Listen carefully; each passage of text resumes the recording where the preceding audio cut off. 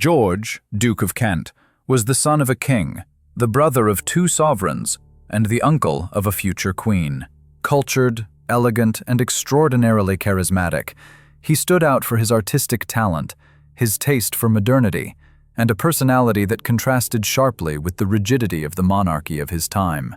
Yet behind this refined image lay a private life marked by excesses, relationships uncomfortable for the crown, addictions, and a closeness to certain political circles that were never fully explained. His name circulated for years in rumors the palace worked hard to suppress. While the monarchy projected discipline, stability, and control, George lived at the very edge of what was permitted, shielded by his rank and by the discretion of the royal environment. His life ended prematurely, in circumstances that, despite the official conclusions, continued to generate doubt and controversy. Even so, his story had caused unease long before that final chapter. Before continuing with this fascinating documentary, we invite you to subscribe to the channel and activate notifications so you don't miss any of our videos. With nothing further to add, let us begin. George Edward Alexander Edmund was born on the 20th of December 1902 at York Cottage, a residence on the Royal Sandringham estate in Norfolk, England. He was the son of the then Prince of Wales, the future King George V, and Princess Mary of Teck. From birth, Prince George was a great-grandson of Queen Victoria and fifth in line to the British throne. His godparents included his grandparents, King Edward VII and Queen Alexandra, reflecting George's central place within the network of dynastic alliances that linked Europe's royal houses at the time. He grew up alongside 5 siblings, both older and younger. Among them were Prince Edward, the future Edward VIII, and Prince Albert, who would later reign as George VI. The family circle also included Princess Mary, Prince Henry, and the youngest of all, Prince John. In 1910, when George was 7 years old, the family experienced a decisive turning point. His grandfather, King Edward VII, died, and his father ascended the throne as George V. The First World War broke out a few years later, forcing the royal family to downplay its German connections by changing its dynastic name from Saxe-Coburg-Gotha to Windsor in 1917, amid strong anti-German sentiment in Britain. During these turbulent years, the young prince was educated by private tutors and began to develop a distinct character within the royal family. He stood out for his academic intelligence and an artistic sensitivity uncommon among the Windsors, earning a reputation as the most interesting, intelligent, and cultured of his generation. At the age of 13, following the tradition of his elder brothers, George entered naval training. He first attended the Osborne Naval College and later the Royal Naval College, Britannia, at Dartmouth. Although he fulfilled his military education with discipline, he disliked life at sea, suffering badly from seasickness, and preferred sports such as skiing and sailing to the traditional hunting favored in his milieu. Nevertheless, after the war, he continued to serve in the Royal Navy throughout the 1920s, first as a midshipman and later as an officer aboard various ships of the fleet, including HMS Iron Duke and HMS Nelson. Naval discipline shaped his youth, but George increasingly longed for horizons broader than those imposed by a strictly military life. A family tragedy deeply marked the prince during this period. His youngest brother, Prince John, with whom George shared games and a close bond, died in 1919 at the age of 13 as a result of epilepsy. George was present at the time and was profoundly affected by the loss. This painful episode, combined with the rigid palace rules imposed by his father, further sensitized George's temperament. He was described as emotionally responsive, yet determined to carve out his own path within the constraints of royalty. After qualifying as a midshipman, Prince George continued his naval career through much of the prosperous 1920s. He rose through the junior ranks of the Royal Navy while sailing in various seas with the British fleet. It is known that he traveled to distant destinations, for example, spending time in California in 1928, where he began to appreciate freer, more cosmopolitan lifestyles. Alongside his military duties, however, his social life flourished. Blessed with film star good looks and impeccable dress sense, the prince became a familiar figure in London and European high society, mixing with artists, aristocrats, and young people from the most exclusive circles of the era. From an early age, George lived in the shadow of his elder brothers, but also in close proximity to them. In particular, he developed an especially close relationship with his eldest brother, the then Prince of Wales, Edward. In the late 1920s, the two shared a residence in London and cultivated an intense social life marked by luxury, parties, and public exposure, much to the visible concern of their far more austere father, King George V. Years later, Edward would recall that period with affection, noting that despite the age difference, he found in George a kindred spirit. More than merely brothers, they considered themselves companions and close friends. United by this personal affinity, the two unmarried princes became regular fixtures of the society pages of the 1920s, setting fashion trends and headlining celebrations on both sides of the Atlantic. In 1929, at the age of 26, George took the unusual decision to leave active naval service. With his father's approval, he embarked on a brief career as a civil servant, first at the Foreign Office and later at the Home Office. In doing so, the Duke of Kent became the first member of the British royal family to work as a civilian within government. In one of his postings, he even served as a factory inspector, showing a genuine interest in understanding the country's working conditions at first hand. Alongside his official duties, George of Kent cultivated interests uncommon within his family.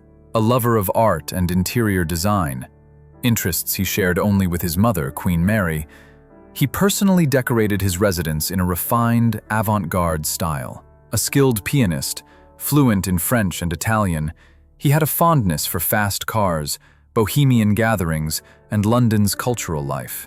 Yet behind this sophisticated facade lay a far more troubling side. By the mid-1920s, George had begun to develop a dependency on substances such as morphine and cocaine, a problem that took root in the world of parties and nocturnal socializing, far from the supervision of the court. Various testimonies and rumors of the time linked this episode to his relationship with the American aristocrat Kiki Preston, a figure well known in international high society for her erratic life and habitual drug use. Preston was nicknamed the Girl with the Silver Syringe, a sobriquet that openly referred to her morphine use and the ease with which she moved within those decadent circles. The situation soon caused concern within the royal family. According to private accounts, Edward, George's elder brother, is said to have intervened to remove him from that environment and to subject him to a process of detoxification, fully aware of the dangers such excesses posed both to the prince's health and to the reputation of the monarchy. The relationship with Kiki Preston, however, left a deep imprint in the form of persistent rumors. In certain social circles, there was even talk of a triangular relationship involving George, Preston, and a young Argentine man from high society, a story widely discussed at the time. All of this helped to consolidate George's image as a restless figure who was difficult to fit into the traditional molds of royalty. Aware of the potential for scandal, his closest relatives chose to manage the matter discreetly, relying on silence as their principal means of containment. By the early 1930s, the idea began to take hold within the royal family that it was necessary to bring stability to the prince's life. In this context, a suitable marriage was seen as the most effective solution. George, who was still regarded as one of the most eligible princes in Europe, fixed his attention on his second cousin, Princess Marina of Greece and Denmark, a member of an ancient royal house and one of the most admired figures of European royalty at the time. The engagement was announced in 1934, and, as a preliminary step to the wedding, George was ennobled with the titles of Duke of Kent, Earl of St. Andrews, and Baron Downpatrick. These honors were conferred by his father, King George V, on the 12th of October, 1934. The wedding took place a few weeks later, on 29th November 1934, at Westminster Abbey, with all the splendor of a state occasion. More than 2,000 guests attended, including monarchs and heads of state, and nearly 1 million people lined the streets of London to acclaim the couple during the wedding procession. Following the Anglican service in the Abbey, the newlyweds also took part in a Greek Orthodox ceremony at Buckingham Palace, honoring Marina's faith. It was the last time in history that the son of a British sovereign married a member of a foreign royal house, marking the end of an era of traditional dynastic alliances. Marina of Greece, elegant and cosmopolitan, received the style of Her Royal Highness the Duchess of Kent after the marriage. George was delighted with his wife. He admired her independent spirit and the fact that she did not even complain when he drove his sports cars at high speed. The couple settled at Kensington Palace and soon became among the favorites of the British public. Together, they embodied a youthful and glamorous image of the monarchy in modern times. At the same time, the Duke maintained a private London residence at 3 Belgrave Square, which he decorated with modern and refined taste. This space became a regular meeting place for the cultural and social elite of pre-war London. The marriage produced 3 children, further consolidating George's ties to the royal family: Prince Edward, born in October 1935, Princess Alexandra, born in December 1936, and finally Prince Michael, born in July 1942. Despite the idyllic family image projected after his marriage, the private life of the Duke of Kent remained unconventional by the standards of the time. Both before and after marrying, George maintained a series of romances and intimate relationships which, had they become public, would have scandalized the court. Those close to him knew that the Duke was attracted to both men and women. Among the female lovers mentioned in various accounts are the American cabaret singer Florence Mills, the British heiress Poppy Baring, the charismatic Margaret, Duchess of Argyll, and the musical theater star Jessie Matthews. It was even said that he fell in love with an Indian princess, Maharani Indira Rajah of Cooch Behar, and that he unsuccessfully attempted to court the then heiress to the Dutch throne, Princess Juliana of the Netherlands, who rejected him before marrying Prince Bernhard of Lippe-Biesterfeld. As for his relationships with men, the most enduring and widely known was with the celebrated actor and playwright Noel Coward. According to later testimonies, George and Coward maintained a close bond for 19 years. It is even claimed that the prince wrote passionate love letters to the artist, letters which allegedly disappeared after a mysterious burglary at Coward's house in 1942. It has also been documented that George had encounters with Anthony Blunt, an art historian who would later be infamously exposed as a spy in the service of the Soviet Union. Matters reached such a point that, according to some reports, a male companion attempted to blackmail the Duke with intimate letters he had written. These episodes, though handled with the utmost discretion by the royal household, reveal the prince's double life.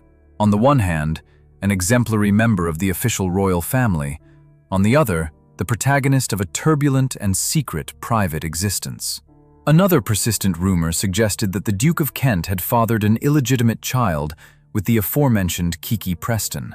According to the memoirs of Baron Frederick Ponsonby, a close friend of George, this child was given up for adoption to the family of the American publisher Cass Canfield. He grew up under the name Michael Canfield, and later, in 1953, married Lee Radziwill, the sister of Jacqueline Kennedy. In any case, the existence of these affairs and excesses in George of Kent's life only came fully to light decades later, through books and documentaries. During his lifetime, Buckingham Palace succeeded in containing potential scandals, aware that in times of crisis, and all the more so with war looming, the reputation of the monarchy had to be safeguarded at all costs. Alongside his restless private life, the Duke of Kent fulfilled numerous official duties during the second half of the 1930s. After the death of George V in January 1936, his elder brother Edward ascended the throne as Edward VIII, but within months, a grave dynastic crisis erupted. Edward insisted on marrying Wallis Simpson, an American divorcee, provoking outright opposition from both the government and the church. Amid this institutional storm, some voices within the British court considered an unexpected solution: bypassing the direct line of succession and offering the crown to Prince George of Kent. It was felt that George, at 33, possessed appealing qualities for kingship. He was male, charismatic, and already had a son, unlike his brother Albert, Duke of York, whose shyness, stammer, and lack of a male heir raised doubts about his suitability. The other available brother, Henry, Duke of Gloucester, was in fragile health and had no sons at that time. For a brief period in 1936, the possibility of crowning George of Kent, despite his being the younger brother, was seriously contemplated in order to secure a direct male line of succession. That idea, however, did not prevail. Albert ultimately acceded to the throne as George VI, restoring the conventional dynastic order. George supported his brother loyally and attended his coronation in May 1937. Even so, political circles retained the impression that the Duke of Kent had come very close to the throne during that turbulent period. Observers also noted that, had he reigned, George might have proved a controversial monarch. Like Edward VIII, he held unorthodox political views, believing that the British sovereign should exercise a more independent role from the government than the Constitution allowed. On the international stage, the Duke of Kent undertook several discreet diplomatic missions. In August 1937, he and Duchess Marina visited Poland, where they were warmly received by the authorities. In some European monarchist circles, there was even speculation that George might accept the throne of a hypothetical restored Polish monarchy as a means of strengthening Poland's position against the totalitarian regimes surrounding it. Although the ducal couple caused a sensation during their tour of Warsaw and other cities, these plans never progressed beyond conjecture. The Nazi invasion of Poland in 1939 and the outbreak of the Second World War rendered any monarchical restoration impossible. By the late 1930s, the European political climate increasingly influenced George of Kent's life.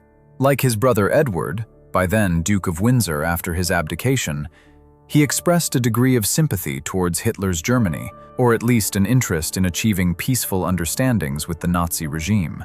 Contemporary authors have pointed out that the Duke belonged to an influential Anglo-German circle that promoted a policy of appeasement in an effort to avert another war. Indeed, some reports of the period linked him to prominent figures within the Nazi hierarchy. German documents claimed that George had maintained contacts with Rudolf Hess, one of Hitler's closest associates, and with Joachim von Ribbentrop, then Germany's ambassador in London. In a report dated 1935, the Nazi ideologue Alfred Rosenberg informed Hitler that the Duke of Kent was acting behind the scenes in favor of a rapprochement between Britain and Germany. Such contacts and attitudes, if accurate, would have alarmed sectors of the British government loyal to Winston Churchill. Years later, it would emerge that intelligence services had viewed with suspicion the relationships between certain British aristocrats, including George, and German emissaries. These circumstances would cast a shadow of doubt over the later circumstances of his death. The outbreak of the Second World War in September 1939 drastically altered the course of George of Kent's life. Determined to serve his country in the conflict, he returned to active duty that same year, receiving the honorary rank of Rear Admiral in the Royal Navy. He was initially assigned to the Admiralty's Intelligence Division, where he was able to contribute his naval knowledge to planning duties. However, in April 1940, he requested a transfer to the Royal Air Force, perhaps seeking a role more in keeping with the new era of aerial warfare that lay ahead. He was granted the rank of Air Commodore within RAF Training Command, for which he temporarily relinquished the higher honorary rank of Air Vice Marshal he held. In doing so, George became the first member of the British royal family to serve in the RAF during the war, assuming responsibilities centered on organization and visits to air bases rather than direct combat. Although formally part of the High Command, George's wartime role was largely ceremonial and focused on morale, a circumstance that caused him some personal frustration. The Duke longed to contribute more directly to the war effort, but as a prince, his activities at the front were necessarily restricted. Even so, he remained active, touring military installations, taking part in fundraising events and encouraging Allied troops. In 1939, George also assumed a highly visible honorary position, the Grand Mastership of the United Grand Lodge of England. More symbolic than political, this role reflected his social standing and his presence within the country's principal institutional circles during the war years. By 1942, with the war at its height, the Duke of Kent volunteered to undertake an inspection visit to British forces stationed in Iceland. This strategically vital territory in the North Atlantic had been occupied by Britain in 1940 to prevent a German invasion, and was later placed under United States control. George's mission was to boost troop morale and meet with senior American commanders stationed there. Before his departure, the Duke attended a farewell dinner hosted by his friend Nancy Astor in Mayfair, surrounded by colleagues and acquaintances who found him in good spirits, though fully aware of the dangers of wartime travel. On the morning of 25 August 1942, George bade farewell to his wife Marina, who had given birth only weeks earlier, and boarded a military flying boat at RAF Invergordon in northern Scotland, ready to cross the sea towards Iceland. Tragedy struck on that same 25th of August, 1942. The military aircraft, a short Sunderland flying boat, took off from Invergordon at 1:10 p.m., heading northwest and following the Scottish coastline before crossing the ocean. There were 15 people on board. Barely half an hour into the flight, however, the large aircraft became enveloped in fog and veered dangerously off its intended route over the sea.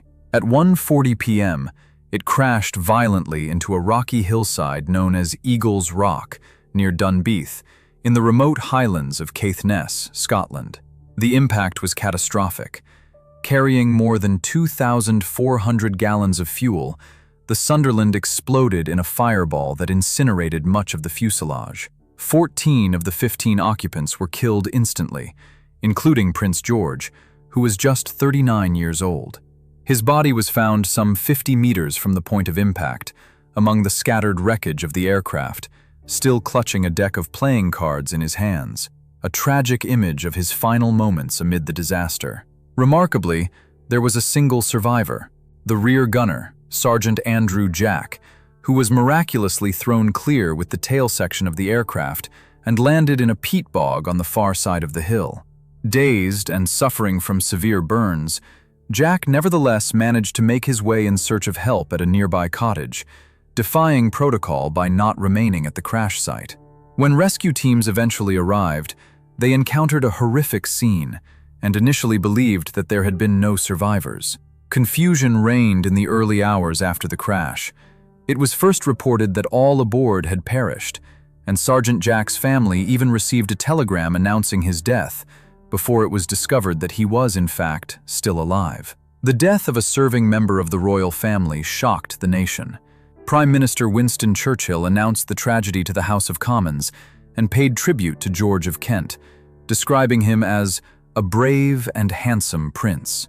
General Władysław Sikorski, head of the Polish government in exile and a close associate of George, sent a message to Polish troops in Britain in which he called him a proven friend of Poland and of its armed forces. Meanwhile, the devastated Duchess Marina collapsed upon receiving official notification of her husband's death. The future Queen Elizabeth II, then just 16 years old, lost the man she called her favorite uncle. George adored her, and she had served as a bridesmaid at his wedding, bringing to an abrupt end the promise he had made to visit her soon at Balmoral. The Duke of Kent's funeral was arranged with haste, taking place just 4 days later, on August 29, 1942, in St. George's Chapel at Windsor Castle. During the solemn ceremony, King George VI was visibly moved by the loss of his youngest brother. George's remains were initially interred in the royal vault at Windsor. However, in 1968, they were transferred to the Royal Burial Ground at Frogmore, where he now rests alongside his mother, Queen Mary, and close to the graves of his brother Edward, Duke of Windsor, and Wallis Simpson. The title of Duke of Kent passed immediately to his eldest son, Edward, then just 6 years old, under Marina's guardianship until he came of age. With George's death in active service, the British monarchy lost the first member of the royal family to die on duty during wartime in centuries, a fact that underscored the personal commitment of the House of Windsor to the war effort. Thank you for staying with us until the end of this video. We hope you have enjoyed it. If you have anything to add, please share it with us in the comments section. Give us a like and share this link with your friends and family so that more people can learn about the life of Prince George, Duke of Kent. Thank you for following us, and if you are not yet subscribed, we invite you to do so and to activate notifications, as we regularly publish historical content that may interest you. See you in the next video.